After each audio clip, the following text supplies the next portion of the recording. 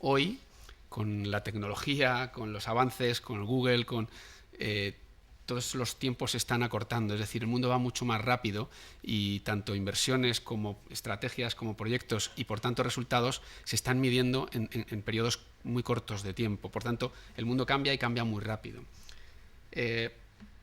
A todos nos sorprende el crecimiento de Brasil, por ejemplo, y la sólida base en la que se apoya.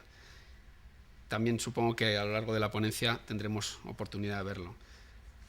Veremos también cómo las multilatinas originales, Cemex es un caso, pues son un ejemplo a seguir y tendremos también la oportunidad de verlo. Pero también me gustaría hacer referencia a que todo esto, que hace referencia solo a temas económicos, está basado en algo que deberíamos de analizar, que es el talento latino. Ese talento yo creo que va a ser la base para consolidar en el futuro muchos proyectos. Hoy grandes empresas multilatinas están dirigidas por personas latinas, pero grandes empresas que no son latinas están siendo ocupadas en grandes puestos por personas venezolanas, argentinas, brasileñas, españolas, mexicanas, y por tanto eso es un factor que debemos de tener en cuenta. Por tanto, este mundo al revés, esta década LATAM, es el marco en el que creo que se debe desarrollar esta mesa, ¿de acuerdo? Y para después les invito a que hagan preguntas, por supuesto, cuando quieran. Es una mesa redonda y por tanto un coloquio. Me gustaría también hacer una reflexión final, y es si tanta oportunidad está ofreciendo América Latina, y de hecho las empresas están haciendo grandes inversiones. Yo creo que además todos coincidimos en que las empresas españolas son lo que son gracias a esa estrategia que siguieron hace años. ¿Por qué no aprovechamos como inversores también la oportunidad? Y ahí es donde invito a que esa diversificación de carteras, esa oportunidad, se aproveche a nivel individual, no solo lo dejemos para los grandes inversores, a través de los mercados de valores. Y sin más, voy a dar paso a Lourdes Casanova. Lourdes Casanova, se me oye bien atrás, ¿verdad?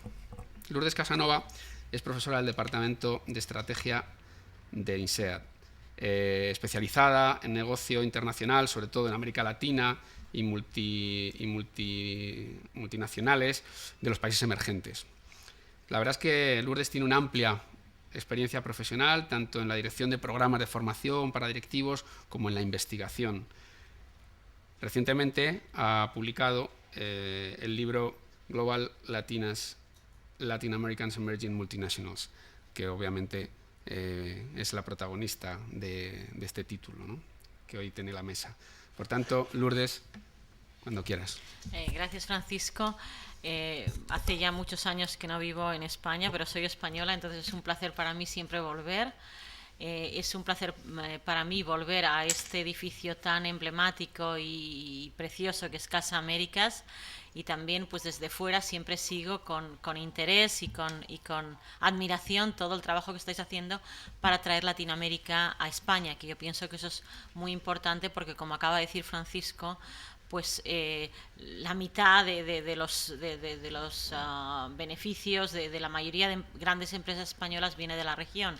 Entonces tenemos que traer nosotros Latinoamérica, o sea, recuerdo que muchas veces Telefónica dicen, yo estoy comprometida con el desarrollo de la región porque mi P&L, mis revenues vienen de la región, con lo cual es súper importante para mí que venga de la región y que la región sea le vaya bien.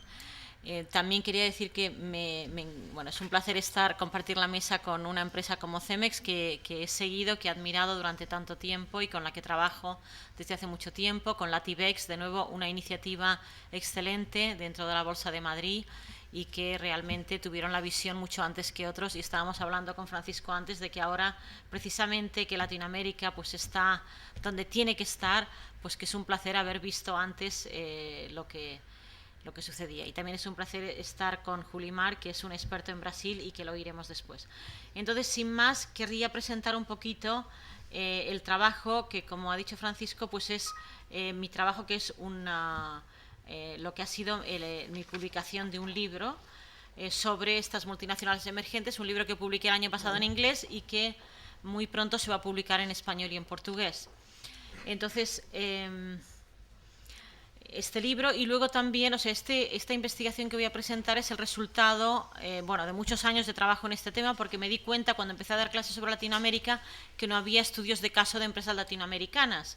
Y entonces necesitaba tener material y por eso empecé a trabajar con estas empresas. Fue una cosa que necesitaba para trabajar.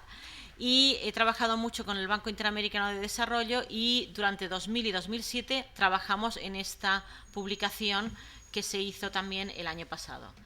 Entonces, esta emergencia del sector privado latinoamericano y de otros países emergentes tiene que ver con este cambio que está habiendo, que tantas veces se ha nombrado, cambio de paradigma, cambio de poder.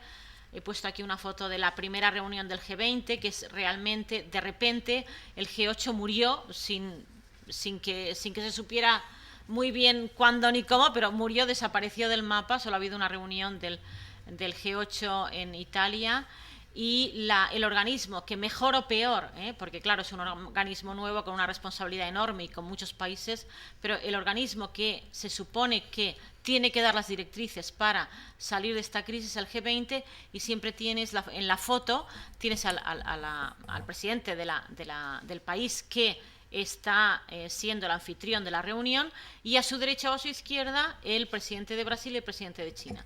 Los nuevos poderes en primera fila. Esto hubiera sido impensable antes del 2008, antes de la caída de Lehman. De nuevo, aquí también tenemos esa gran fuerza que hemos visto de Brasil en el último año y medio, y de nuevo también aquí vemos otra cosa que hubiera sido impensable antes, que es la creación de un organismo latinoamericano. Hay varios, hay UNASUR y ahora está este último que se llama CEALC, que se creó en febrero del 2010 en la reunión en Cancún. O sea, México, que ha sido durante mucho tiempo, se decía siempre que el dilema era ser la cola del león o la cabeza del ratón, pues un poco después de la firma del Tratado de Libre Comercio con Estados Unidos, México se enfocó probablemente demasiado a Estados Unidos, y ahora le vemos cómo está negociando un Tratado de Libre Comercio con Brasil y está volviendo su mirada hacia sus vecinos latinoamericanos. Entonces, de nuevo pues es parecido a lo que ha presentado Francisco, de que este mundo al revés. Estos son dos fotos de Economist, de esa publicación, que presenta, dice que pues, Latinoamérica ya no es el jardín o el jardín de atrás de nadie, sino que tiene su propio peso. Y vemos también esta fotografía de Corcovado saliendo con toda la fuerza que ha tenido Brasil en este último año. Entonces, dentro de ese contexto, lo lógico es que de repente las empresas, o sea, siempre hay una correlación entre el poder del país y el poder de las empresas. Entonces, voy a dar unos datos que muestran ese poder. Esto es las Global 500 del ranking que por ventas, ese ranking que hace Fortune desde hace muchos años, desde hace, creo que es el 85, el primer año que hizo un Global Ranking. Entonces, este es un estudio de Accenture, y Accenture se dio cuenta que desde 1995, pues en 15 años, de 20 habían pasado a 70. Pero si miramos los datos justo del año pasado, en el año pasado ya era 1 de cada 5 de esas empresas que eso no quiere decir necesariamente multinacionales. A veces la presencia de estas empresas es nacional, pero quiere decir el poder de los nuevos actores dentro del sector privado. 1 de cada 5 viene de los llamados países emergentes. Probablemente ese nombre también está perdiendo significancia, porque ¿es China aún un país emergente? Pues depende de la región. Para todos los que habéis visitado China, pues China, Shanghái o Pekín o algunas otras zonas, pues tiene aeropuertos, trenes que son probablemente mejores de los que tenemos en Europa o en Estados Unidos. Y no solo que una de cada 5 es de un país emergente, sino que también entre las 10 mayores hay 3 chinas, entre las 10 mayores del mundo, hay 3 chinas, 2 de Estados Unidos, 2 de Europa, 1 de Japón y 1 de Inglaterra y Holanda. O sea que, y otra, me parece que las he dicho las 10, ¿no? Entonces, bueno, lo vuelvo a repetir, 3 chinas, 3 europeas, 2 de Japón, ¿cuántas tengo ahora? 8, 1 de Inglaterra y, ahora no me acuerdo la décima, es igual. Lo que quiere decir que 3 de las 10 mayores son chinas, o sea que un país emergente tiene 3 empresas entre las 10 mayores del mundo. Pero también si miramos, ¿cómo se llama?, salidas a bolsa, la mayor de todo el mundo, del récord mundial de siempre, ha sido la de Petrobras de este año, la de General Motors como segunda, en este año también, que fue la semana pasada, y luego la de un banco chino, la tercera. O sea que cualquier ranking que veamos tiene empresas multinacionales. Luego se piensa siempre que la tecnología y la innovación es propiedad de Europa y de Estados Unidos. Eso está cambiando y entonces publicaciones de nuevo como Economist y otros estudios te hablan de innovación al revés. Entonces aquí he puesto algunas. He puesto, por ejemplo, que en Brasil todos los coches pueden funcionar con etanol o gasolina o una combinación de los dos. Es el único país del mundo que esto suceda. ¿Cómo ha sido posible esta innovación? Ha sido posible por medio de ese gran instituto de investigación agrícola que es Embrapa, por la colaboración también del sector privado, que ha sido un gran productor de etanol, y también las multinacionales del automóvil que han estado ahí. De hecho, el primer motor que podía funcionar con etanol o gasolina lo inventó y lo produjo Volkswagen, que es una multinacional alemana que hace muchísimos años, 50 años, que está en Brasil. O sea que es todo un ecosistema que se crea y que produce muchas innovaciones. También he puesto Embraer. Otra que he puesto ha sido una empresa de telecom de Medio Oriente que se llama Orascom. He puesto también el famoso coche Nano. Todas las empresas están en una carrera para ver quién es la primera que produce un coche que sea para la nueva clase obrera y clase media, que puede comprar un coche por primera vez en un país emergente, y el que ganó esa carrera fue una empresa india. Hay muchos problemas con ese coche, pero definitivamente el ser el primero fueron ellos. También he puesto Infosys, las empresas de tecnología de la India, que crearon por ellas mismas un sector. O sea, que crearon todo lo que fue el outsourcing, la tercerización la empezaron, de hecho, empresas de la India. Cambiaron el modelo de cómo se rige la tecnología dentro de una empresa, que antes siempre se hacía dentro de la empresa. Esto más o menos en muchísimas empresas se ha terminado y ha sido gracias a estas empresas. Estas innovaciones, lo que vemos es que son innovaciones un poco diferentes, porque muchas veces no se reflejan, si miramos simplemente los datos de patentes, no se reflejan en patentes muchas veces. ¿Por qué? Porque las patentes a veces, aplicar para una patente es muy caro, porque hay menos cultura de aplicar por patentes, aunque esto está cambiando, y porque, como he dicho antes, en el caso del etanol, son resultado de todo un ecosistema. Detrás también del poder agrícola de Brasil está también este instituto de investigación que se llama Embrapa y que sí que ha producido patentes, pero otras veces no hay patentes. Entonces, por eso nos ha quedado un poco más disfrazada, un poco menos notoria para nosotros. Y entonces, ¿qué consecuencias tiene eso? Tiene eso de que no tenemos ya la exclusividad de la tecnología y de la innovación, sino que la innovación se reparte en todo el mundo. Aquí otros datos, por ejemplo, de capitalización de mercado. Vemos empresas chinas de nuevo, 4 entre las 10 primeras. Por supuesto, empresas estadounidenses, entre ellas empresas tecnológicas, que ha sido también muy interesante como en el último año Apple ha tenido un éxito enorme. Y también Petrobras. Este ranking es del 31 de septiembre de este año. Es cierto que ahora Petrobras ha bajado bastante, pero bueno, durante bastante tiempo, durante gran parte del 2009, estuvo como una de las 10 empresas mayores. Y luego también hemos visto la fuerza de estas empresas en lo que han sido grandes adquisiciones de lo que se suele llamar el sur, que no es el sur estrictamente, hacia el norte. Y aquí menciono algunas, por ejemplo, Cemex cuando compró Rinker o RMC, por ejemplo, Bimbo, que sigue comprando, acaba de comprar Sara Lee, y otras empresas, Vale, que compró Inco en Canadá, Lenovo, que compró la división de ordenadores de IBM. O sea que fueron grandes adquisiciones. También, si vemos aquí, otra cosa es esta semana Economist también sacaba un artículo sobre este tema y que decía que el dragón se iba a comer. O sea que China tiene mucho dinero, hasta ahora ha invertido mucho en bonos americanos, pero lo que está haciendo cada vez más es hacer adquisiciones en el mundo desarrollado. ¿Cómo estamos de tiempo, Francisco? Bien. Entonces, quería presentar ahora el proyecto en sí. Entonces, lo que hicimos en este proyecto fue, en principio, en un primer momento con el Banco Interamericano de Desarrollo, fue cómo se situaba Latinoamérica en esta nueva emergencia del sector privado en todo el mundo emergente.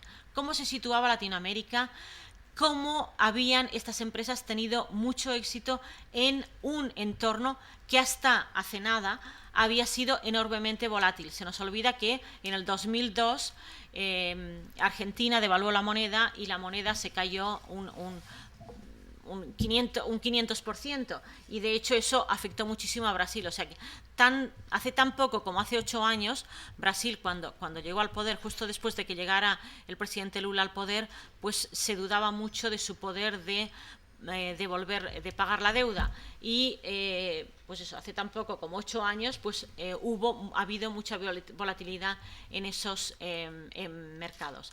Entonces queríamos ver, entonces lo que hicimos fue, escogimos 21 empresas. ¿Por qué estas 21? Por varias razones. Queríamos, evidentemente, estudiar las más grandes. América Móvil, un gran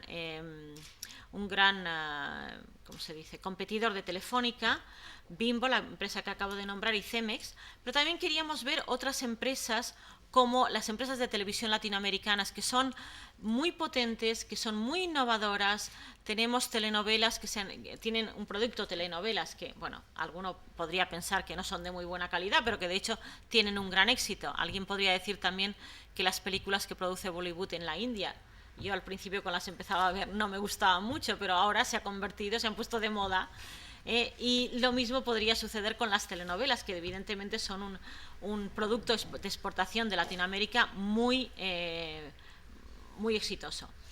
También queríamos ver otras empresas, por ejemplo, y aquí voy a mencionar dos, una, Astrid y Gastón. ¿Por qué? Otro tema que me preocupaba mucho y que con el tiempo pues, deja de ser una preocupación, pero que Latinoamérica no tenía una imagen de marca. No tenía una imagen de marca si la comparábamos con la India y China. Esto está cambiando en el último año y medio. Pero Latinoamérica yo diría que desde la caída del muro de Berlín se había quedado como un poco en una segunda categoría si se comparaba con los grandes países de China y de la India. Y entonces yo vivo en Francia desde hace ya bastantes años y, por ejemplo, Francia es el primer destino de turismo del mundo, lo cual es increíble. Es un país muy bonito y los franceses son buenísimos para hacer marketing con su comida, con su vino. No lo necesitan ya porque tienen empresas buenísimas, Francia, pero lo siguen haciendo. Y entonces me interesaba cómo y por qué la cocina latinoamericana, que es excelente, no tenía el mismo prestigio que podía tener la cocina japonesa, la cocina francesa, por ejemplo. Y entonces ahí me pareció muy interesante el esfuerzo y el éxito que había tenido la comida peruana, y entonces por eso estudiamos este ejemplo de Astrid y Gastón, que realmente ha sido increíble. También de forma similar, la empresa de vinos Concha y Toro, también de nuevo, ahora ya no nos acordamos de esa época, pero durante mucho tiempo el vino francés de nuevo tuvo el monopolio de los vinos, y ese monopolio lo rompió en parte, bueno, vinos españoles también, pero sobre todo vinos chilenos, que al principio eran muy baratos, pero que después han logrado cubrir toda la gama. Y siguiendo los vinos chilenos, pues también los vinos argentinos se han empezado a hacer famosos. Y ahora en Brasil también estoy viendo un interés en revalorizar sus vinos, que algunos son excelentes también. Entonces, por varias razones, escogimos 21 empresas que pretendían cubrir toda una gama de diferentes sectores y diferentes tamaños. También vimos una empresa como Politec, que ahora está en crisis, pero me parecía interesante. Los bancos brasileños son excelentes en el uso de tecnología y tienen empresas excelentes de tecnología, pero que no han tenido ningún éxito fuera. Y si miramos la política de los gobiernos, todos los gobiernos latinoamericanos pretenden fomentar la tecnología y pretenden tener una parte de ese gran pastel que está siendo el outsourcing. Entonces me interesaba comparar la falta de éxito de unas empresas que eran excelentes, pero que a nivel global no han tenido ni de lejos la imagen de marca que han conseguido empresas como Infosys y Wipro y otras, o Tata Consultancy Services de India. Okay. Estudiamos sobre todo esta época desde 1990. Ha habido otras épocas de internacionalización, pero nos parecía interesante empezar con esa gran época de lo que se llamó los años del Washington Consensus, en los cuales había una privatización. Entonces, ¿qué hicimos? Entrevistamos a todas las 21 empresas. Estas son empresas, de nuevo, recuerdo mis primeras entrevistas con Petrobras, una gran empresa, pero mis primeras empresas no lograba averiguar cuáles habían sido las distintas etapas de internacionalización. ¿Por qué? Porque son empresas que su experiencia internacional es más reciente, no han tenido tanto tiempo de reflexionar sobre su propio proceso de desarrollo. Esto definitivamente es diferente con Cemex, pero nos costaba encontrar un poco, a veces, porque son empresas relativamente nuevas en el panorama internacional, nos parecía un poco difícil a veces poder llegar a averiguar cuáles eran sus características únicas y cómo habían conseguido el éxito que habían tenido. Entonces, muy rápidamente, algunas de las cosas que vimos, primero, que eran empresas que se internacionalizaban en muchos casos y Cemex fue un caso clarísimo al principio, para compensar la volatilidad que había en su mercado original, ¿no? Estas no son empresas como las americanas, que hemos visto muchos, o las europeas, que tienen una ventaja competitiva clarísima y que se internacionalizan porque tienen un producto o un know-how que pueden expandir internacionalmente. No, estas son empresas que entienden la internacionalización como un proceso de aprendizaje. Salen, aprenden, traen este aprendizaje otra vez a casa en un proceso cíclico, creando un círculo virtuoso que les ayuda a crecer, no solo fuera, sino también como empresa. También son empresas que ven una oportunidad. Esto clarísimamente, todo lo que yo llamaría el Imperio Slim, América Móvil y todas las empresas que tiene, ese hombre tiene un olfato increíble para conseguir las oportunidades. Cuando hay una gran crisis, salen y compran. América Móvil ha comprado sistemáticamente empresas en toda Latinoamérica a unos precios realmente buenísimos. Otra cosa que también vimos es cómo, y eso pasó con las empresas españolas. Las empresas españolas, cuando yo las entrevisté y empezaron su expansión en Latinoamérica, veían Latinoamérica como su mercado natural. Estas empresas también explotan su mercado natural. Quiere decir que ven que hay un mercado natural, que se podría hablar iberoamericano, que se puede utilizar. Muchas utilizan España como la plataforma para expandirse en Europa, de nuevo Cemex, pero muchas otras. Pollo Campero, una empresa un restaurante, una franquicia de restaurantes que venden pollos, que es de Guatemala, primero utilizaron Madrid como su plataforma para salir al resto de Europa. Y las portuguesas, Itaú, Embraer, utilizaron en su día Portugal para expandirse en Europa. Y si vemos la expansión de las brasileñas, muchas veces utilizan Angola y Mozambique, los países de habla portuguesa en África, para luego saltar al resto del país. Entonces, bueno, la posibilidad, o sea, la fuerza que tiene un mercado natural.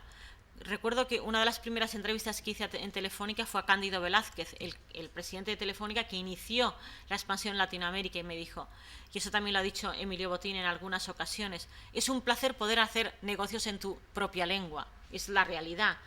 Hablar otra lengua, las lenguas son formidables barreras de entrada.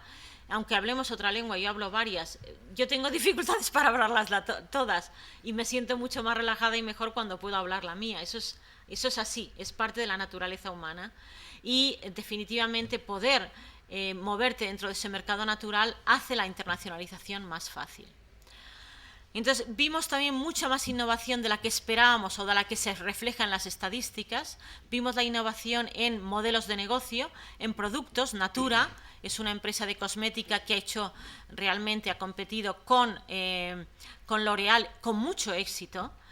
el etanol que he mencionado, pero también industrias creativas, de televisión, de música, como la música latinoamericana se ha convertido, realmente tienen los premios Emmy de música hispana, es un fenómeno mundial y ha sido realmente muy interesante.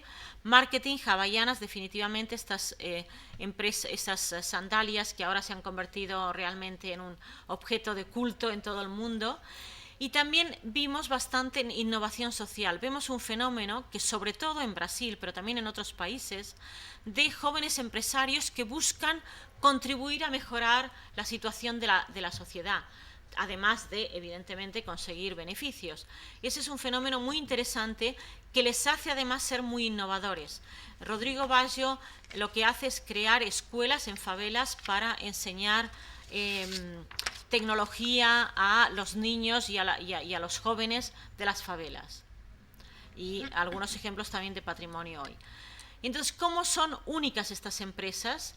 Estas empresas son únicas en el sentido de que tienen un liderazgo fuerte, son empresas muy ágiles, que ese liderazgo centralizado que les ha hecho sobrevivir en épocas que han sido bastante duras, también les da mucha agilidad cuando se mueven internacionalmente. Y esto lo vemos prácticamente en todas. Vemos también estas empresas que salen, que hacen adquisiciones para ganar en volumen. Definitivamente esto también lo vi en las empresas españolas. Las empresas españolas tenían prisa para salir y para crecer rápidamente, porque si no, las iban a comprar otras empresas y estas empresas quieren definitivamente ganar con respecto a otras internacionales. También hay muchas empresas familiar, hay en Europa también, en muchas partes, y veo últimamente también una política dentro de Brasil, sobre todo en el último año y medio, de crear campeones nacionales. Y eso creo que es importante. Quizá lo vamos a dejar aquí y luego lo vamos a dejar el resto para el coloquio. Muy bien, muchas gracias, Lourdes. Muy interesante. Yo creo que hay muchos mensajes que debemos de reflexionar luego. Ya me he quedado con eso del marketing marca latina, que me parece importante, porque sobre todo porque cuando vemos el lobby anglosajón, la verdad es que da mucha envidia, mucha envidia. Damos la palabra ahora a Yulimar da Silva. Es profesor del Departamento de Estructura Económica y Economía del Desarrollo de la Universidad Autónoma de Madrid. Es doctor por esta misma universidad y máster en Teoría Económica por la Universidad de Sao Paulo, en Brasil. Es director del Centro de Estudios Brasileños de la Fundación Ortega y Gasset, donde desempeña tareas docentes e investigadores relacionadas con la economía y la sociedad brasileña. Ha publicado muchos artículos en revistas internacionales de referencia y también es autor del libro Modelos de Desarrollo Económico de América Latina. Yulimar creo que nos va a adentrar un poquito más en el mundo de Brasil, ¿no? La primera economía y atractiva economía latinoamericana en la actualidad. Cuando quieras, Yulimar. Muchas gracias. Yo quisiera, en primer lugar, agradecer a la Casa de América por invitarme a esta mesa, y en particular a Ana, porque siempre nos ha tratado muy bien y en nuestras actividades académicas.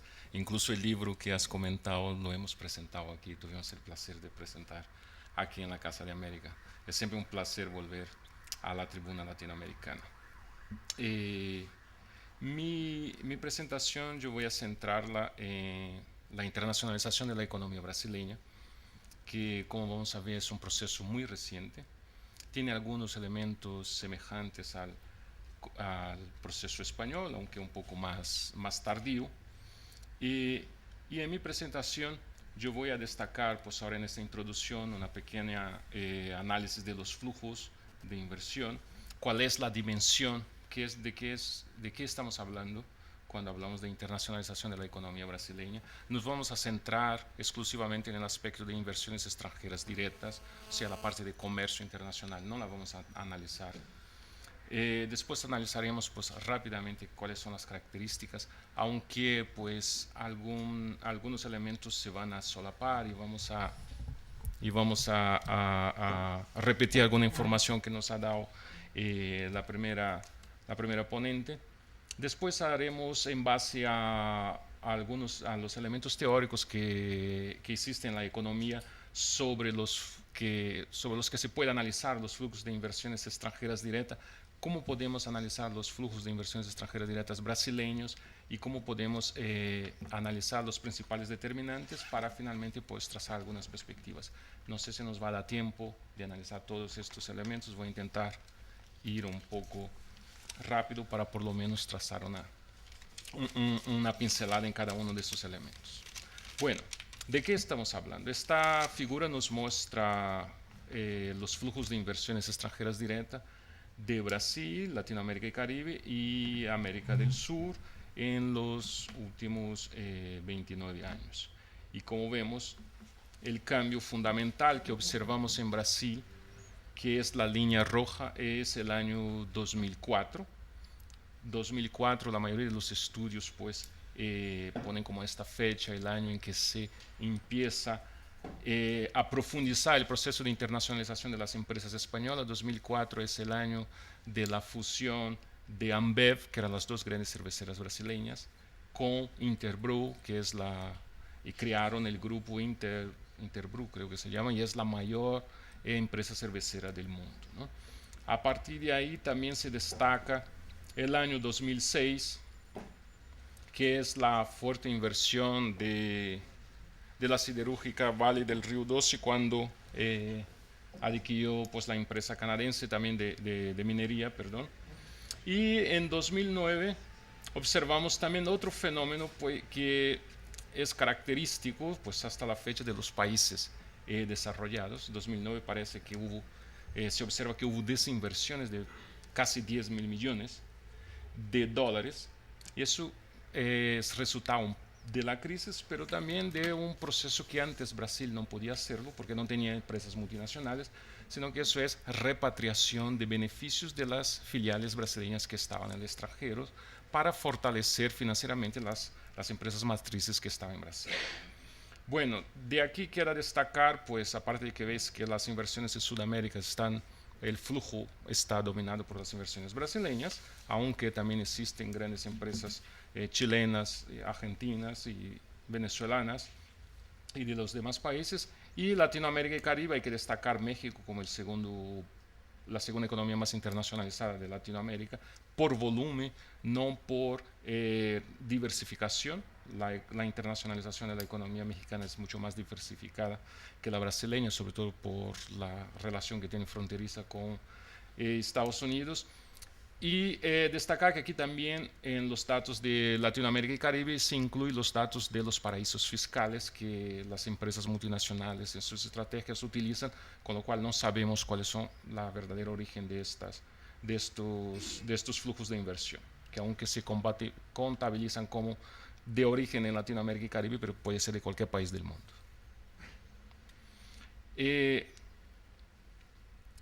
Estamos hablando de repente las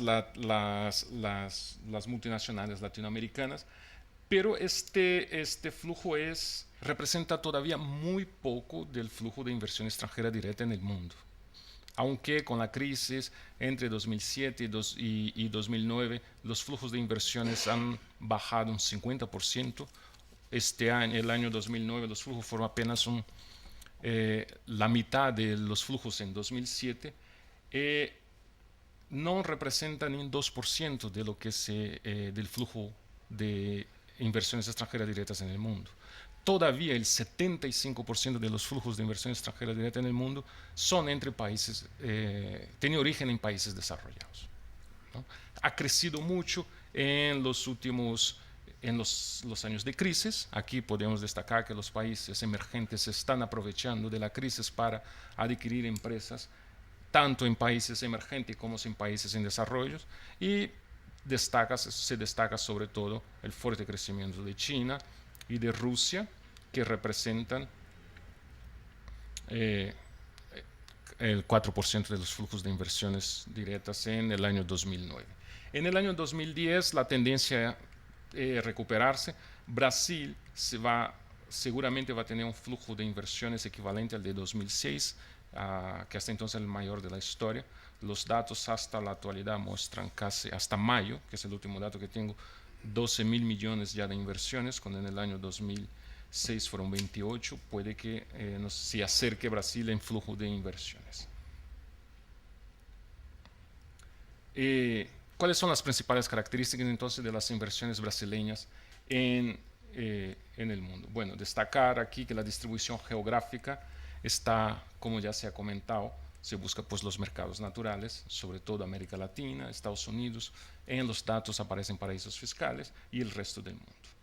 ¿Qué tipo de, cuáles son la estrategia fundamental? Es compra de activos existentes. Las empresas brasileñas están comprando empresas existentes en países emergentes o en países desarrollados, con una estrategia de buscar mercado, sobre todo también para conseguir entrar en los canales de distribución y mantener los mercados existentes, los mercados en los países en desarrollo, con lo cual es una estrategia de comprar una empresa para poder fortalecer las exportaciones. Esa es una estrategia de algún sector industrial brasileño, no de todos. Y después también de alianzas estratégicas, este tipo de inversiones serían aquellas inversiones que buscan eficiencia para fortalecer también la competitividad internacional de las empresas brasileñas.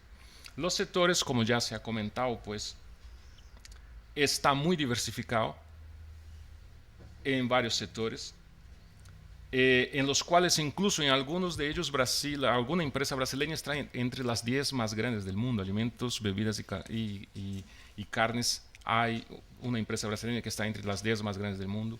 Petrobras, después de la ampliación bursátil, es la segunda más grande del mundo en el sector. Financiero y banca, Itaú está entre los 10 bancos privados más grandes del mundo también. Incluso hay algún rumor de que pueda adquirir algún banco español importante. El rumor era muy fuerte antes del verano, hace tiempo que no se habla de ello. Eso sería muy interesante, un gran banco brasileño comprando un gran banco español. El sector de aviación, Embraer, es un éxito tecnológico, de automoción también, de producción de autobuses y de partes, de autopartes, química y petroquímica, que también están relacionados con Petrobras, farmacias, sobre todo los genéricos, siderúrgica y acero con las grandes empresas, textil, calzado, minerales con Vale del Río Doce, que es una de las mayores empresas también del sector, y me he olvidado de poner aquí también el sector de celuloses, que también de papel, Brasil tiene una empresa entre las 10 más grandes del mundo, ¿no? Esto, por lo tanto, es más o menos el cuadro de las principales características de la internacionalización reciente de la economía brasileña. ¿Cómo voy a explicarlo? Yo voy a obviar un poco toda la interpretación teórica. Como podéis, para los que están interesados, los que sois estudiantes, que hay algunos aquí, pues la teoría que analiza la internacionalización de las empresas es muy amplia. Pues empieza pues desde las estrategias de organización industriales, las teorías de crecimiento de la empresa de Penrose o de competencia monopolística de Kindenberg, y el modelo que más se destaca en la actualidad pues es el eclético de Dunning, que es un resumen de todos los anteriores, destacando que las empresas que se internacionalizan deben tener ventajas que pueden ser de localización, de propiedad o de internalización. Bueno, no voy a entrar en detalle en ninguna de estas teorías, pero quiero destacar este elemento que creo que es importante para analizar la internacionalización de la economía brasileña, que es un análisis que han hecho dos autores, Dani y Narula, en el año 94, en el cual ellos intentan explicar lo que ellos llaman la senda de desarrollo de las inversiones extranjeras directas. Y ellos destacan pues, que los países pasan por una evolución frente a los flujos de inversiones directas, de internacionalización de sus empresas, que está relacionado con su proceso de desarrollo. Cuando los países son menos desarrollados, son receptores netos de inversión, reciben inversiones extranjeras. En el proceso de desarrollo de este país, cuando van creciendo sus empresas van ganando capacidad competitiva, los países pasan a ser exportadores netos de inversión extranjera directa, y después ya un grado más elevado en el cual los países ya tienen un nivel de desarrollo muy elevado, vuelven a ser receptores netos de inversión, ¿no? Brasil está en transición desde el nivel inferior al de exportador neto de inversiones extranjeras directas. España hizo esta transición en los años 90, inicio del nuevo siglo. Estados Unidos es un país receptor neto de inversiones. Todos quieren invertir en Estados Unidos por mercado, por tecnología, por ventajas para adquirir, ventajas competitivas internacionalmente, ¿no? Esa es la lógica, ¿no? Entonces, para situar dónde estaría Brasil en esta escena del desarrollo de las inversiones, en inversiones extranjeras directas. Bueno, para analizar los determinantes en base a los elementos teóricos que no nos ha dado tiempo de comentar, podemos encontrar elementos que son positivos en la determinación de la internacionalización de la economía brasileña en el ámbito internacional, en el ámbito nacional y también en el ámbito desde la participación del Estado. En el ámbito internacional, pues yo quisiera destacar estos elementos que verdaderamente contribuyen a la internacionalización, no solo de Brasil, sino de todas las economías en el mundo. La apertura económica, hoy es más fácil hacer negocio internacional. Si no existiese esta facilidad, menores barreras, menores costes de transacción para las actividades económicas internacionales, pues no se darían estos flujos. Hemos asistido, sobre todo en el nuevo siglo, un ciclo de expansión de los mercados emergentes, de crecimiento, apertura de ventanas de oportunidad para la inversión. Al mismo tiempo hemos observado una apreciación de la moneda brasileña, si queremos poner en términos internacionales, una depreciación de las monedas, pues, del dólar, que ha facilitado con que las empresas brasileñas tengan una mayor capacidad financiera. Y asociado a la crisis, es un proceso reciente, no nos olvidemos, 2006, 2007, 2008, la debilidad de las empresas competidoras también ha contribuido a ese fenómeno.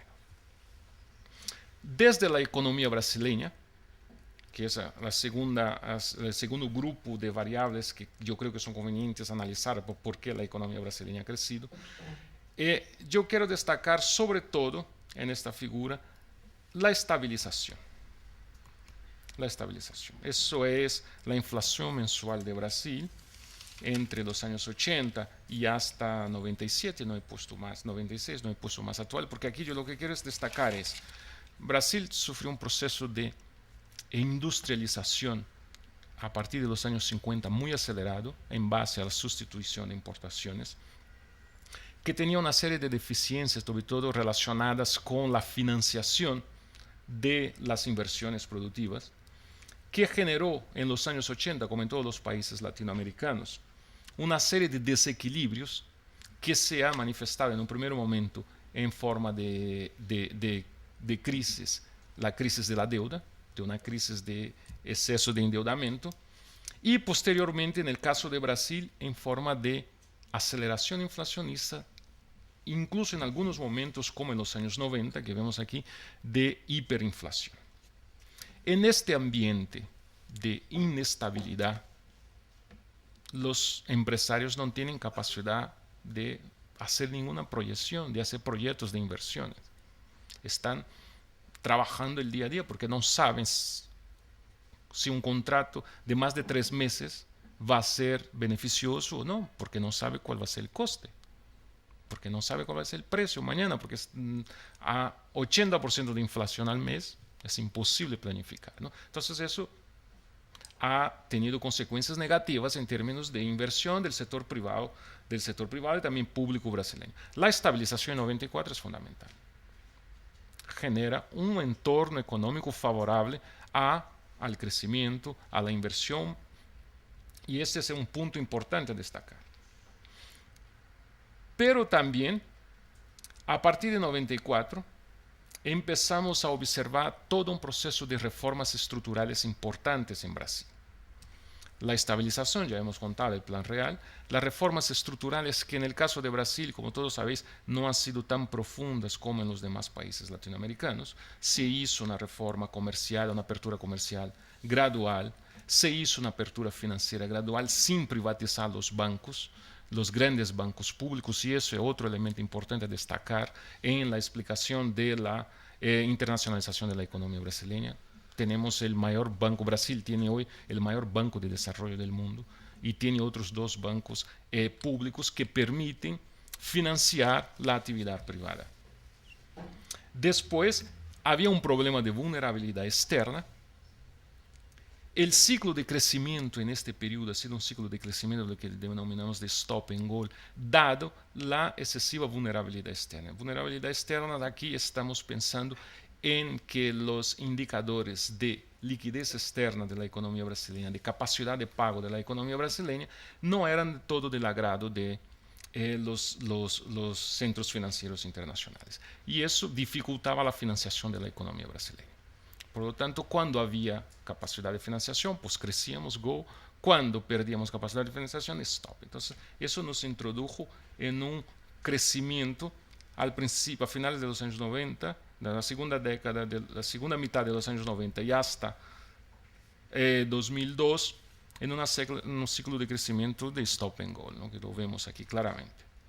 A partir de 2003 y 2004, hay un cambio. Observamos un proceso de crecimiento más acelerado y estable de la economía brasileña y, sobre todo, un fuerte ajuste externo, en el sentido de que la economía brasileña ganó capacidad de exportación, permitió reducir la vulnerabilidad externa, prácticamente eliminarla. Nadie está libre de tener algo, de sufrir contagio externo, y eso lo estamos viendo en la crisis actual. Pero estos elementos positivos llevaron a que Brasil adquiriese en el año 2007 el grado de inversión, cosa que en Latinoamérica solo tenía México y Chile. Y eso también llevó a que las empresas brasileñas adquiriesen el grado de inversión. ¿Eso qué significa? Eso significa que son empresas que a los ojos del sistema financiero internacional son empresas solventes. Eso significa capacidad de endeudamiento. Eso significa que las empresas brasileñas tuvieron capacidad de endeudarse para, a partir de ahí, crecer, ganar cuerpo y poder internacionalizarse, ¿no? Y para terminar, la participación del Estado, ya hemos comentado rápidamente, que es importante, y yo no quiero terminar esta primera intervención sin destacar que tanto en el caso español como en el caso brasileño también está siendo importante, y en otros países emergentes, la participación del Estado en la internacionalización de las empresas. El BNDES es el mayor banco de desarrollo del mundo, como ya se ha comentado, es parte activa en la financiación de las empresas, en la internacionalización de empresas brasileñas. Los fondos de pensión privados, también algunos de ellos de empresas públicas brasileñas, como el Banco de Brasil, que tienen una capacidad financiera muy grande, que están contribuyendo al crecimiento y a la internacionalización de las empresas brasileñas. Yo creo que también podemos dejar aquí, pues, destacar estos tres elementos: la estabilización, reducción de la vulnerabilidad externa, crecimiento de las exportaciones, reducción de la deuda externa y el grado de inversión que ha adquirido la economía brasileña ha dado un empujón a las inversiones brasileñas, y también el papel del Estado como fuente de financiación. Eso lo vamos a ver después, que es limitado porque los bancos brasileños, aunque es muy grande, no tienen capacidad para financiar todo el proceso de internacionalización que podría llegar, o el potencial de proceso de internacionalización que tiene la economía brasileña. En todo caso, decir que es un proceso reciente y que en dimensiones todavía es muy pequeño comparado con las grandes economías desarrolladas. Muy bien, muchas gracias, Yulimar. La verdad es que Brasil incita a preguntar muchas cosas porque es muy atractivo. Hablaremos, si queréis, luego en el coloquio efectivamente de la inversión estatal, que puede ser relevante en estos momentos. Hablaremos también de las elecciones que acaba de vivir Brasil con su nueva presidenta, y de algunas otras medidas que se están tomando, fiscales o de impuestos, que también me gustaría que nos interpretaras luego. Por último, y para cerrar la primera intervención, tenemos a Luciana Taf. Luciana es asesora de servicio de estudios de Cemex, aquí en Madrid. Previamente trabajó en BBVA, también en el servicio de estudios, integrando las unidades de mercados emergentes y mercados financieros globales. Es economista argentina y máster en Economía y Finanzas por la Universidad Complutense de Madrid. Cuando quieras. Muy bien. Muchas gracias, Francisco. Muchas gracias a todos. A Casa América, como siempre, es un placer estar aquí para hablar de temas de América Latina. También me disculpo en nombre de Manuel, el economista jefe de la empresa, que no ha podido venir. Y la idea era aquí mostrar un poco el caso Cemex, ¿no? El caso Cemex, yo debo decir, como argentina que soy, viviendo en España y trabajando para mexicanos, tengo bastante multilatino en mí mismo, pero tengo que decir que el caso Cemex, yo no soy una experta en estrategia de la empresa, soy economista, como ha dicho Francisco, pero sí que llama mucho la atención, ¿no? Cuando uno se pone a ver cómo lo que es hoy Cemex, lo que era antes y cómo ha sido el proceso de internacionalización de esta empresa, ¿no? Probablemente Lourdes tenga muchísimos más datos, ha trabajado con la gente de estrategia de la empresa y la conoce perfectamente, ¿no? Pero el tema es ¿no? Ver cómo esta empresa de materiales de construcción ha llegado a posiciones de liderazgo a nivel global como tiene hoy. Y la verdad es que sí que encaja muy bien la evidencia empírica de todo lo que ha sucedido en los últimos 100 años, diría yo, con los research más teóricos, ¿no? Sobre internacionalización de empresas. La verdad es que ha sido un desarrollo muy fuerte y muy profundo de internacionalizarse, ¿no?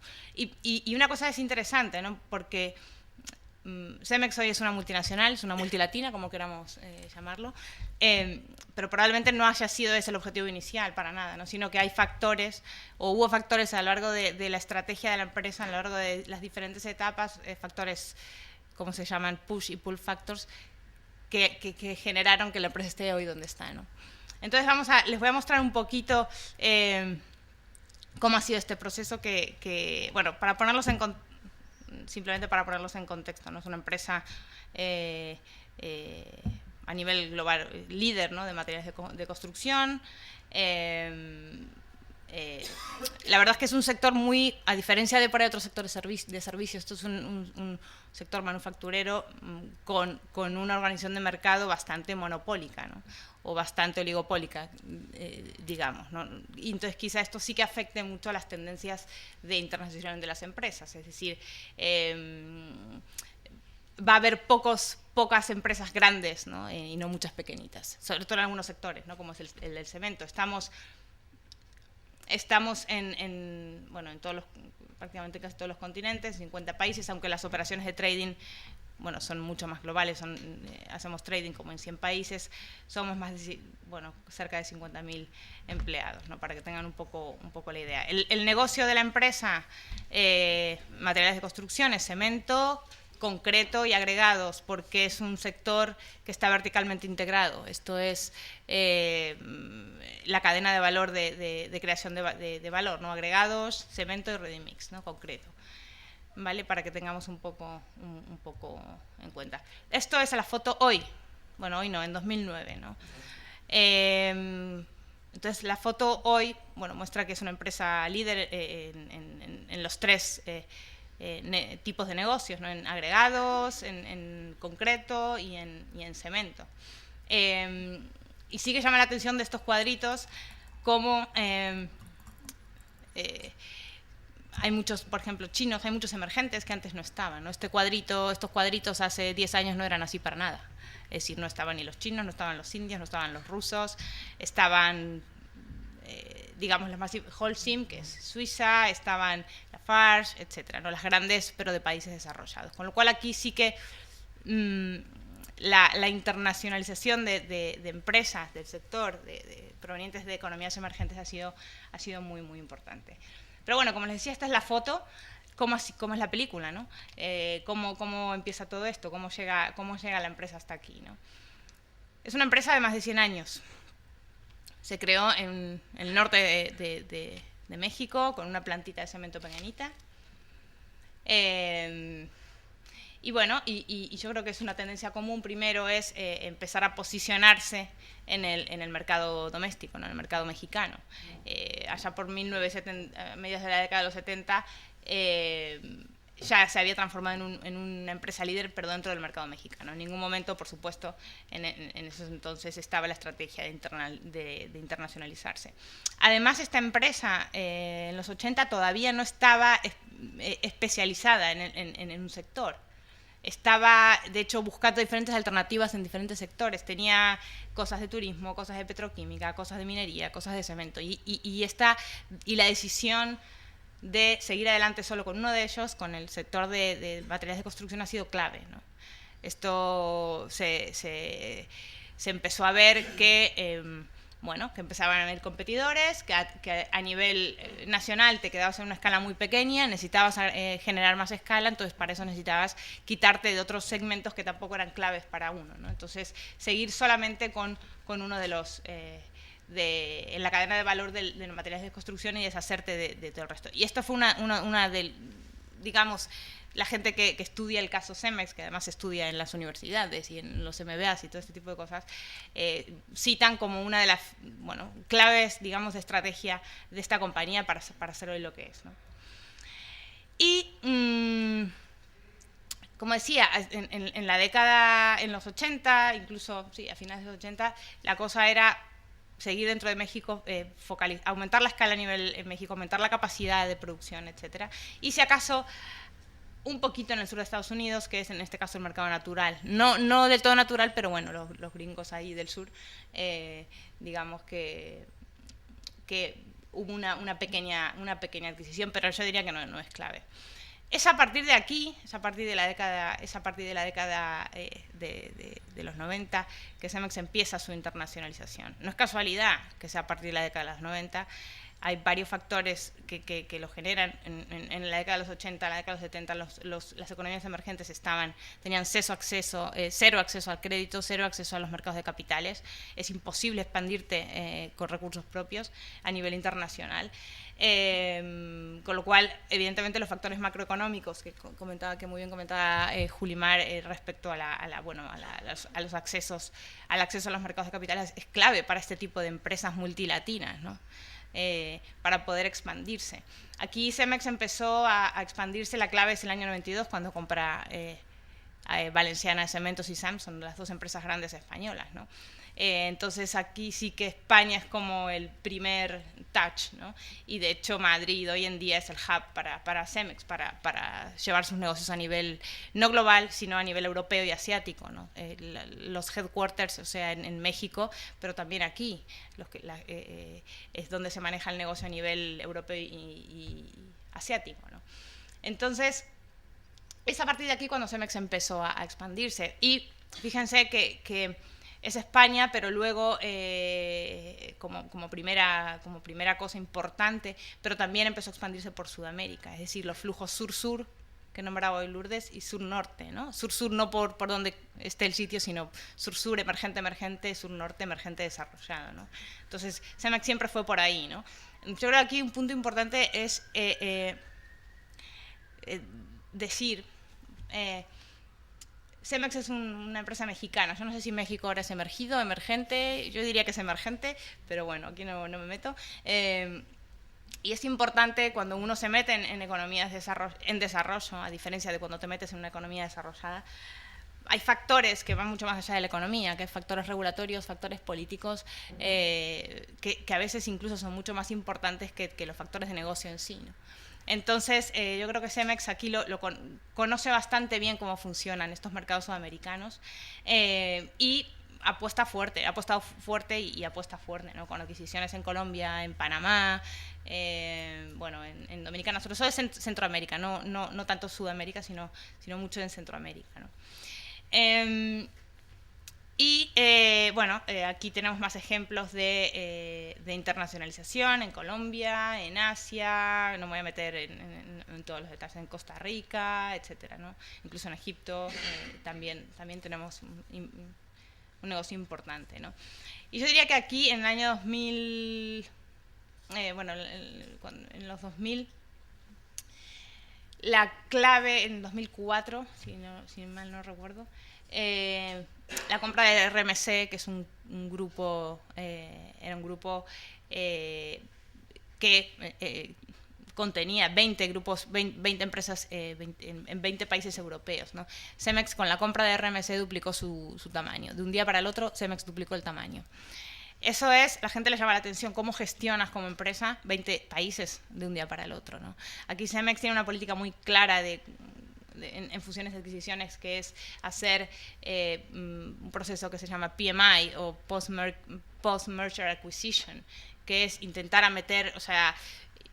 intentar que el nuevo sea igual que el viejo, ¿no? Es decir, unificar procesos tecnológicos, procesos de recursos humanos, procesos de todo tipo, ¿no?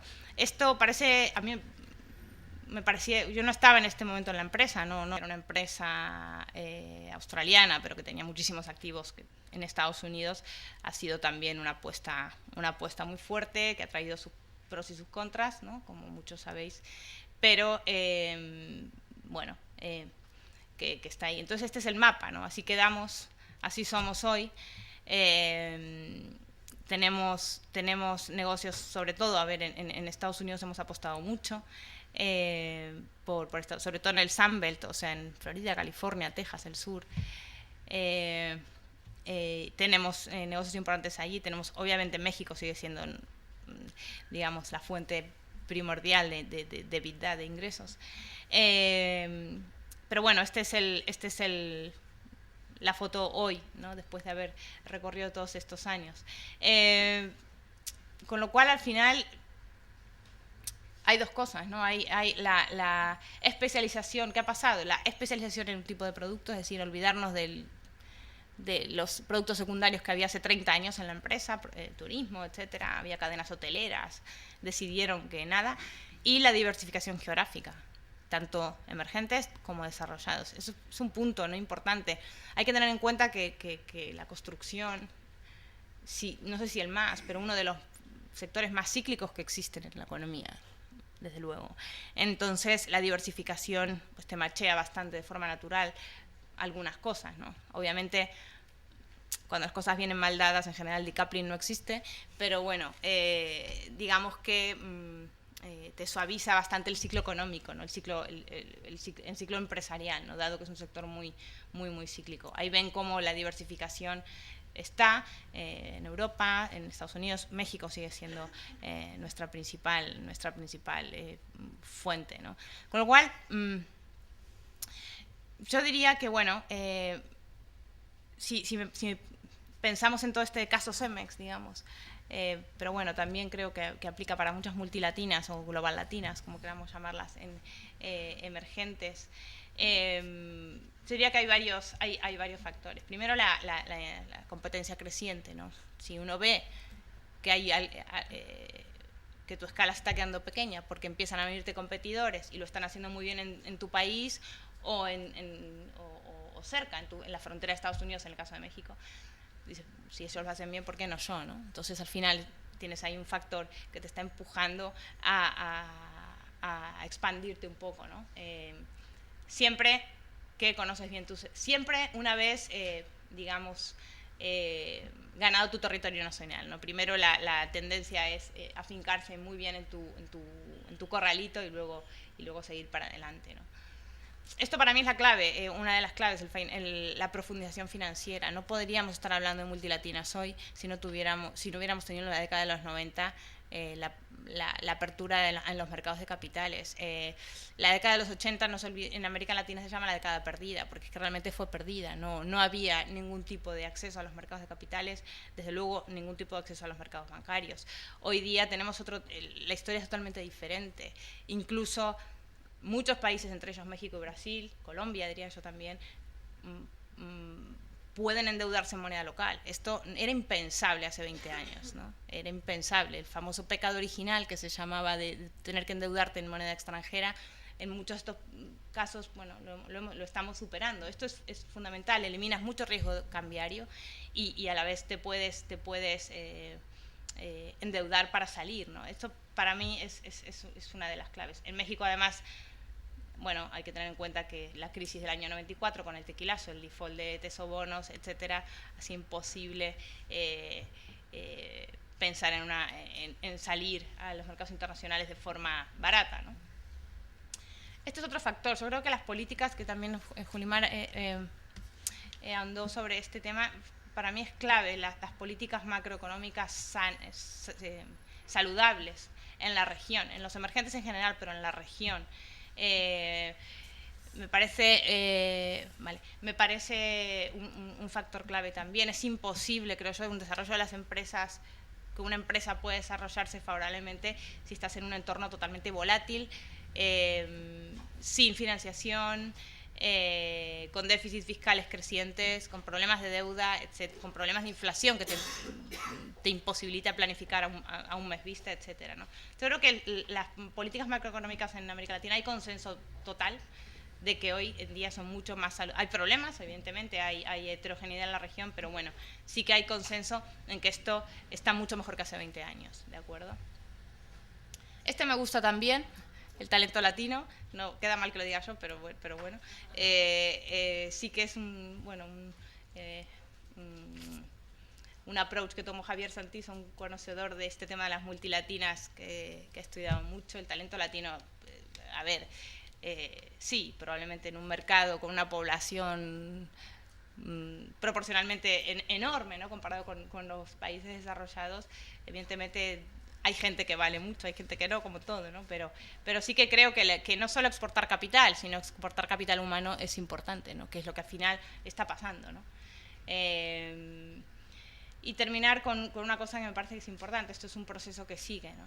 Estamos pasando una crisis, ojalá hubiera terminado, pero no. Evidentemente una desaceleración importante de las fusiones y adquisiciones, de la actividad de las multilatinas, faltaba más que no lo hubiera, es imposible, pero sí que da la sensación que esto es una cosa, es un non-stop process, ¿no? Esto sigue, está ahí, nadie duda de que vaya a seguir en los próximos años y que genera, bueno, spillovers positivos para la economía global. Muchas gracias. Gracias, Luciana. Pido a los ponentes que se incorporen a la mesa porque la verdad es que me da mucha pena cortar, pero la única razón positiva de cortar es que podemos dar paso al público. Entonces, os invito a que, si os apetece, hagáis las primeras preguntas.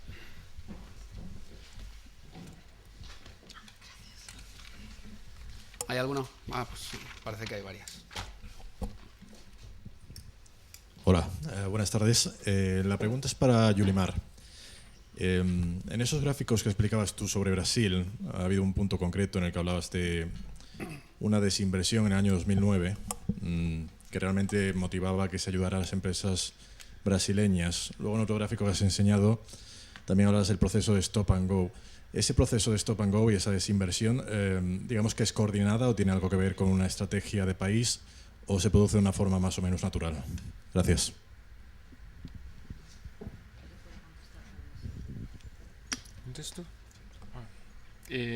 No, son dos cosas diferentes. El stop and go es como lo caracterizan en la macroeconomía latinoamericana los procesos de crecimiento errático, que no sostenido en el tiempo. Es el que pasó Brasil y muchos países latinoamericanos al principio de los años 90.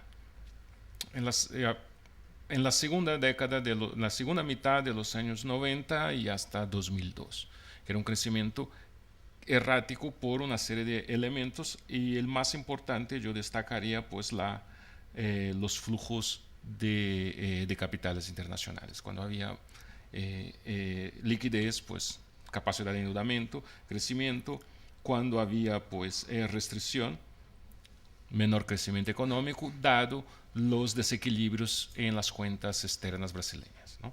El proceso de desinversión es reciente, es 2009, y por lo tanto no tiene nada relacionado con él, sino pues más bien con la crisis, con el reflejo, que era lo que yo quería destacar, de la posibilidad de que Brasil pueda hacer eso, cosa que nunca había hecho antes, es decir, repatriar beneficios, sino antes era mucho más una fuente de beneficios para empresas multinacionales de otros países.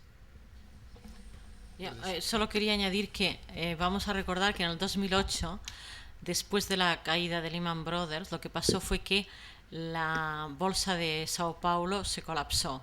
¿Por qué?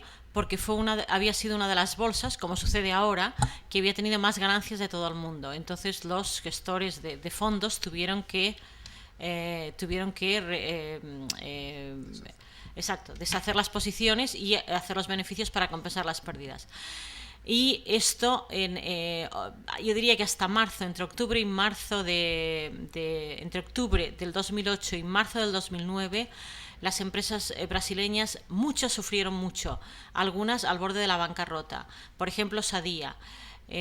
Una de las cosas que digo es que de forma extraña, de las mejores de las multilatinas, Cemex una, Sadia otra, la empresa líder de exportación de pollos de Brasil, son las que sufrieron más porque eran las que tenían acceso a productos más sofisticados. Por ejemplo, Sadia había puesto una posición para compensar las exportaciones, un hedge, en el que había dicho que el real brasileño oscilaría entre 1,3 y 1,7 y el real brasileño cayó a 2,2. Sadia perdió en un día 300, 400 millones de dólares y la empresa al borde del colapso. A resultado de esto se ha formado la compañía Brasil Foods, que es el resultado de la fusión entre Sadia y ¿cuál es la otra? ¿Cuál? Perdigão. Sí, Perdigão, exactamente. Gracias, Yulimar. Entonces, ¿qué pasó? O sea, eso fue durísimo para Brasil y de hecho Brasil no se puede entender la salida rápida de la crisis sin, como ha dicho Yulimar, la inyección de capital de BNDES y de los fondos públicos brasileños como Previ. Entonces, en ese marco de súper incertidumbre, evidentemente las filiales extranjeras tenían que salvar a la matriz y de ahí esa repatriación de capitales. Sí, había más preguntas ahí atrás.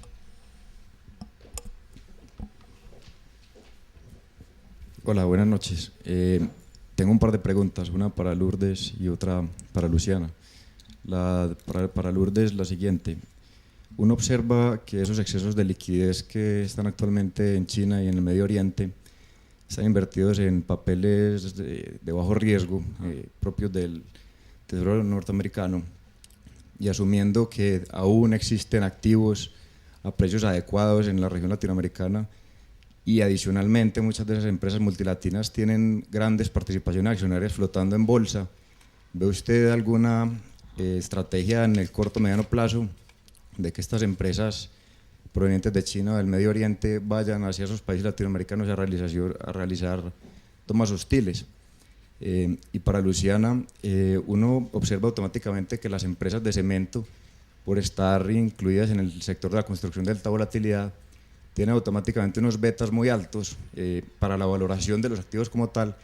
Hay empresas como el Grupo Argos en Colombia, que adquirieron el control hace poco de empresas como Colinversiones, que es una empresa del sector de la energía eléctrica, la cual claramente es un gran generador de caja constante, con el fin de disminuir de alguna forma el beta y de esa forma generar valor, no necesariamente internacionalizándose, sino diversificando las industrias en las que participa. Gracias. ¿Quieres contestar? Sí.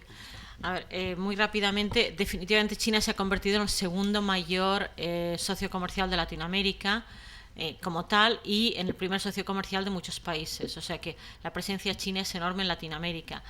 China también experimenta muchas cosas en Latinoamérica, por ejemplo, Huawei, de las primeras redes, de los primeros productos que vendió fue a través de Telefónica Latinoamérica, o sea que esas también son inversiones. También vamos a recordar que acaba de comprar la filial de Repsol en Brasil, o sea que yo espero, como tú has insinuado en tu pregunta, que definitivamente va a haber muchas inversiones chinas en Latinoamérica. ¿Por qué?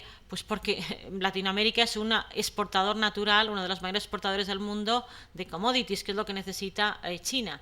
O sea que la política exterior de China primordialmente es asegurarse el acceso a recursos naturales a un precio asequible. Para ello, entonces, una prioridad es Latinoamérica, como lo es África.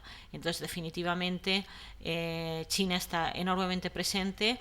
Yo pienso que esto también es algo para reflexionar para las empresas españolas, definitivamente, porque las empresas españolas han sido, bueno, España ha sido el primero en algunos años y en muchos el segundo inversor en Latinoamérica. Entonces, ver a China cómo entran realmente es increíble. ¿Serán las sopas hostiles? Es muy pronto para decirlo. Yo diría que no. O sea, China en general en sus inversiones busca relaciones a largo plazo, con lo cual no es el tipo de inversión anglosajona hostil a la que estamos acostumbrados en Europa y en Estados Unidos. No, en general son tipo de adquisiciones que están muy negociadas, en la cual se busca un consenso porque se busca una relación a largo plazo. Respecto a la diversificación, mira, la estrategia de Cemex en ese sentido es clara, no quiere meterse en otro tipo de productos, ¿no? Y bueno, como mostré en la presentación, así lo ha decidido hace 20 años o 30 y ha seguido siendo consistente. El tema energético que nombrabas en el caso de Colombia, bueno, no está para nada en cartera, aunque sí que se intenta, digamos, como colateral, el tema de energías alternativas, etcétera, pero todo orientado a la producción de cemento, ¿no? Pero nunca como un producto o como un segundo mercado para explotar, en ese caso. Sí, hay una pregunta aquí. Yo es una pregunta para Lourdes, relativa a lo que ha comentado antes, de que las compañías latinoamericanas están creciendo, saliendo de sus países, adquiriendo otras compañías, primero en América Latina, pero luego Europa, y que España es una entrada natural para estas compañías, para hacer sus adquisiciones en una especie de la cabeza de puente para poder entrar en Europa. ¿Qué buscan estas compañías ahora que vemos que Europa está mostrando tasas de crecimiento anémicas, mientras que Latinoamérica crece mucho? ¿Qué interés pueden tener en venir a un mercado tan tristón como el español? Okay. Estoy viendo esta era la última parte de la presentación. Estoy viendo un repliegue a Latinoamérica, estoy viendo una reconceptualización de las inversiones, es lo que estoy viendo en el año 2009 y 2010. Hay un redescubrimiento de Latinoamérica. Todas estas reuniones que he mencionado de UNASUR, de CEALC, etcétera, son simplemente crear marcos en los cuales las inversiones sean más fáciles y buscar un marco estable para las inversiones. Entonces, lo que he dicho ha sido mi análisis hasta vamos a decir, 2008, 2009, pero desde el 2009 hay una nueva fase, que es la fase de los mercados emergentes, con lo cual, pues, no sé, Chile está casi más interesado, acaba de firmar, o firmó hace un año y medio, un tratado de libre comercio con China. O sea, hay una carrera para ver quién firma más tratados de libre comercio con China que Europa sigue. Yo creo que, a Europa se nos está... O sea, ahora ya el tópico en muchas conferencias es decir que Europa es un asilo para la tercera edad, que Europa es un museo, etcétera, etcétera. Y yo creo que, de nuevo, lo mismo que Estados Unidos. Yo no creo que esto sea, esperemos que no, el fin de Estados Unidos, al contrario. Yo creo que como ha dicho Yulimar también, aún ahora los flujos comerciales, los flujos de inversión aún siguen, los países desarrollados tienen un peso enorme. O sea, los PIBs que tenemos per cápita en Europa son enormes. Lo que sí vamos a ver es, por una parte, que el pastel se va a repartir más y que vamos a ver cada vez más, como he dicho, entre las mayores empresas, entre las más innovadoras, empresas que hasta ahora, y aún ahora, y yo estudio este tema, no las sé pronunciar, o sea, es que no sé quiénes son, como ha dicho también Luciana, salen de la nada, el ranking de cemento, cualquier ranking de cualquier industria que te presentes, por ejemplo, China convirtiéndose en una potencia en mercados en trenes de alta velocidad. Esto ha sido en 5 años. A Alstom, a Bombardier, a los del sector, les está cogiendo por sorpresa y no saben cómo reaccionar. O sea que, evidentemente, China va a tener un esto más importante, pero definitivamente yo creo que tenemos universidades, centros de investigación, know-how y con permiso del talento latino, que lo existe, muchísimo talento en Europa y en Estados Unidos, y yo creo, lo que sí es cierto es que el mundo se ha convertido en un lugar mucho más competitivo que antes, y como también creo que en la mesa se ha comentado, lo que hay que pensar es más que nunca en estos países como socios, en estos países como fuentes de innovación y en estos países como fuentes de crecimiento. Y sí que es verdad que se está repensando las inversiones en Europa, que eran durante mucho tiempo para Cemex, para todas, la meta, Estados Unidos y Europa, pues ahora se lo están repensando y yendo a Asia, a África y a otros países. Hay preguntas ahí. Uf. ¿Cuántas? Al final. ¿O quieres recoger 3 o 4 preguntas a la vez y luego contestamos? No sé cómo Puede estamos ser. de tiempo. Sí, si queréis hacer las preguntas paralelas y contestamos directamente. Vale, mi pregunta es muy concreta. Quizá vaya para Lourdes, y era sobre si existe un perfil en las multilatinas al respecto de la responsabilidad social. ¿Existe un modelo de negocio y de responsabilidad social que distingue a las multilatinas de otras multinacionales? Gracias. No, las otras. Seguimos con las preguntas y así. Bueno, tengo 3 preguntas. La primera es para Lourdes, son muy concretas. Si bien estudiar las empresas grandes es muy atractivo, la composición empresarial en América Latina, más del 90% son micros y pequeñas empresas, ¿no? Son empresas que generan poco valor agregado. ¿Cuál es la lección que le deja para ese tipo de empresas? ¿Qué pueden aprender de las lecciones de las grandes empresas para que puedan tener un despegue, ¿no? Porque si bien la competencia lo que ha hecho no es tanto impulsar su desarrollo, más bien ha provocado el cierre de miles de empresas, ¿no? Y que son los que emplean a la mayor parte de la población. En el caso de Cemex me llama mucho la atención, más bien quisiera preguntarte cuál es la estrategia de futuro, porque mencionas la incorporación de nuevas empresas al mercado de cemento. Si bien es un sector tradicional y ustedes están enfocados a seguir en ese mercado, ¿cuál es su estrategia en las cuestiones de innovación? ¿Cómo van a enfrentar esa nueva competencia y esos nuevos mercados que les van a empezar a ganar, ¿no? En futuro? Y en el caso de Brasil, pues yo creo que aprendieron muy bien la lección de los errores que han cometido los países latinoamericanos. Y simplemente mi pregunta es, ¿qué es lo que durante este periodo de gobierno de Lula da Silva, qué es lo que le hizo falta o qué es lo más criticable del periodo de gobierno y qué le faltó hacer o qué le falta hacer a Brasil para los próximos años? Muy bien, Lourdes. Responsabilidad social. Este es un tema que yo creo que es único también para las empresas emergentes en general. Yo creo que muchas de estas empresas en Latinoamérica se crearon con una visión de contribuir al desarrollo del país. Eso en el medio se perdió un poco y se empezaron a importar modelos de responsabilidad social corporativa que eran válidos para Europa o Estados Unidos.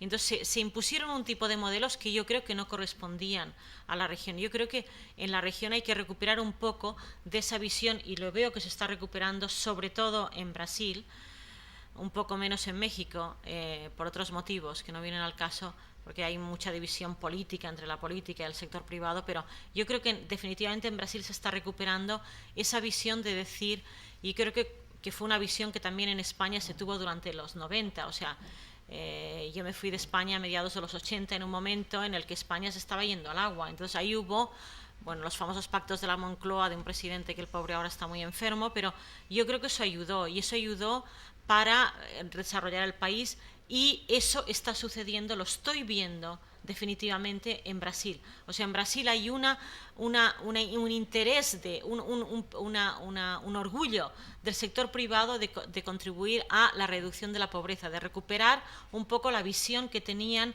los fundadores de estas empresas de contribuir al desarrollo de la región y en este caso al desarrollo de Brasil. Entonces yo creo que eso es súper importante. Sí, tú me has preguntado. Y yo creo que no hay que confundir esa visión de responsabilidad social corporativa, que es un poco como un lavado de cara en algunos casos en Europa o en Estados Unidos. Eso por una parte. Por otra, la cuestión de las empresas pequeñas. Algunas de las empresas que estudiamos, como te dije, Astrid y Gastón ahora ya es grande, tiene creo que casi 100 millones de dólares de ganancias, de ventas.